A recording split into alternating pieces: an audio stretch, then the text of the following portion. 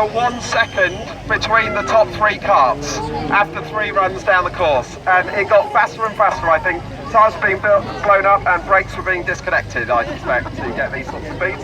So in 3rd place, again, you can't get quicker than a quick fit fitter, made it into 3rd place with a time of 59.75 seconds.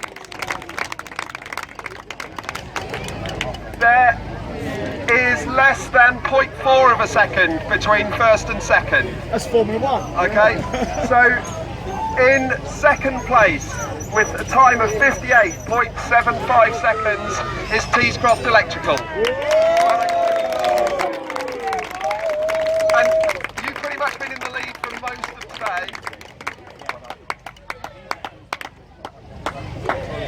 Which means in 1st place for a 3rd year in a row is Mortimer Sausage Company. Well done, guys. With a time of 58.40. So 0.35 of a second. Wow. Wow.